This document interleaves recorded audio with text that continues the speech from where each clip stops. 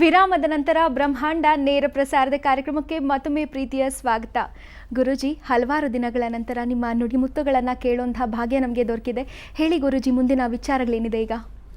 ಎಲ್ಲ ವೀಕ್ಷಕರಲ್ಲಿ ಸಂಧ್ಯಾ ಕಾಲದಲ್ಲಿ ಬರ್ತಕ್ಕಂಥ ವಿಚಾರ ಏನು ಅಂದರೆ, ಸಾಯಂಕಾಲ ಮತ್ತು ಬೆಳಗ್ಗೆ ಅಂದರೆ ಪ್ರತಿಯೊಬ್ಬ ಮನುಷ್ಯ ಬೆಳಗಿನ ಜಾವದಲ್ಲಿ ಪ್ರಾತಃ ಕಾಲದಲ್ಲಿ ಪೂಜೆ ಪುನಸ್ಕಾರವನ್ನು ಮಾಡಬೇಕು. ಸಂಧ್ಯಾ ಕಾಲದಲ್ಲಿ ಮಹಾಲಕ್ಷ್ಮಿ ಬರೋ ಹೊತ್ತಲ್ಲಿ ಪೂಜೆ ಮಾಡಬೇಕು. ಸಂಪೂರ್ಣ ವರಮಹಾಲಕ್ಷ್ಮಿ ಮಹಾಸಂಸ್ಥಾನದಿಂದ ಬಂದಾಗ ಲಕ್ಷ್ಮಿಯ ಕುರಿತು ವಿಶೇಷವಾಗಿರ್ತಕ್ಕಂಥ ಸ್ಥಿರ ಮಾಹಿತಿಗಳನ್ನು, ಎಷ್ಟೋ ವಿಚಾರಧಾರೆಗಳನ್ನು ಮೊದಲಿಂದ ತಿಳಿಸ್ಕೊಂಬಂದಿರತಕ್ಕಂಥ ವಿಚಾರ.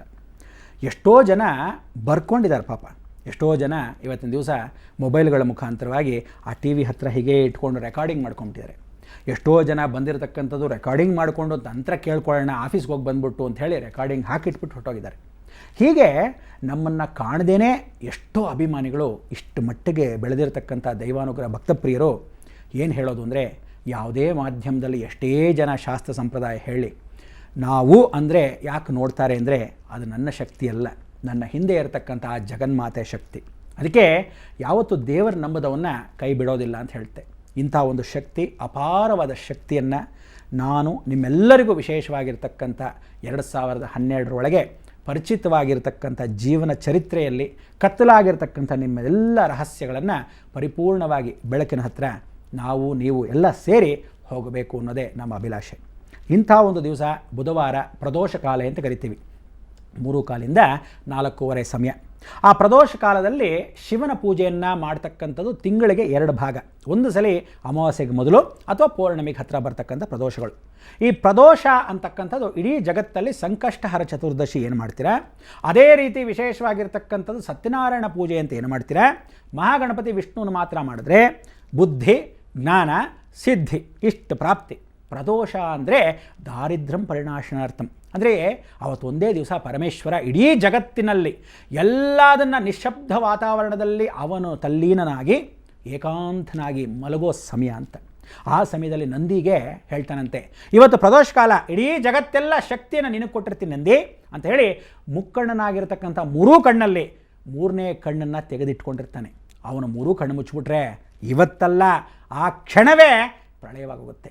ಅದಕ್ಕೋಸ್ಕರ ಲಯಕರ್ತನಾಗಿರ್ತಕ್ಕಂಥ ಪರಮೇಶ್ವರನು ನಿದ್ರಾವಸ್ಥೆಯಲ್ಲಿ ಇದ್ದರೂ 3ನೇ ಕಣ್ಣನ್ನು, ಆ ನೆತ್ತಿ ಮೇಲಿರ್ತಕ್ಕಂಥ ಕಣ್ಣನ್ನು ಮಾತ್ರ ತೆಗೆದು 2 ಕಣ್ಣನ್ನು ಮುಚ್ಚಿ ಅವನ ಇಡೀ ಶಕ್ತಿಯನ್ನು ಪ್ರದೋಷ ಕಾಲಕ್ಕೆ ಸಾಕ್ಷಾತ್ ನಂದೀಶ್ವರನ ಕೊಟ್ಟಿರ್ತಾನೆ.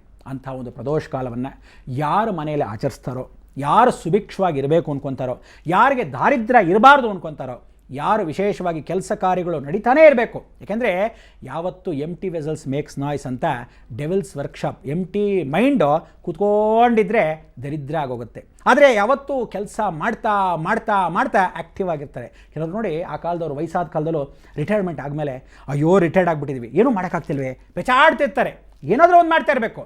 ಆದರೆ ಈ ಕಾಲದವರ ಸೋಂಬೇರಿ ಮುಂಡೆವು. ಭಾಳ ಜನ ಹುಡುಗರು ಯುವಕರೇನೆ ಒಂದು ಕೆಲಸ ಮಾಡಂದರೆ ಕೂತ್ಕೊಂಡಿರ್ತಾರೆ.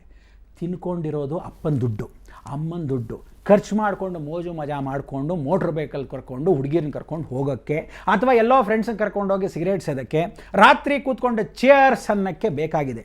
ಇವತ್ತಿನ ದಿವಸ ಇಂಥ ಒಂದು ಕಾಲ ಕೆಟ್ಟೋಗಿ ರಾತ್ರಿ 12 ಗಂಟೆ ಅಂದ್ಕೊಂಡು ಬರ್ತಕ್ಕಂಥ ಮನೆಗೆ ರೋಗವನ್ನು ತರ್ತಾನೆ ಹೊರತು ಜೀವನದಲ್ಲಿ ಯಾವ ಕಾಲಕ್ಕೂ ಮನೆಗೆ ಸುಭಿಕ್ಷವಾಗಿ ಬರಲ್ಲ. ಇನ್ನು ಮೇಲೆ ತಿಳ್ಕೊಳ್ಳಿ, ಇದೇ 27ನೇ ತಾರೀಕು, ಸೆಪ್ಟೆಂಬರ್ 27ನೇ ತಾರೀಕು ನಂತರ ಯಾರ್ಯಾರು ಸಿಗರೇಟ್ ಸೇರ್ತೀರಾ, ಯಾರ್ಯಾರು ಲಕ್ಷಣವಾಗಿ ಕುಡಿತೀರಾ, ಇನ್ನಷ್ಟು ಕುಡಿದು ಸಾಯಿರಿ ಅಂತ ಈ ಮುಖಾಂತರ ಹೇಳ್ತೀನಿ. ಯಾಕೆಂದರೆ ನೀವು ಕುಡಿತಕ್ಕಂಥದ್ದು ಏನು ಅಂತ ಗೊತ್ತಾಗ್ತಿಲ್ಲ ನಿಮಗೆ.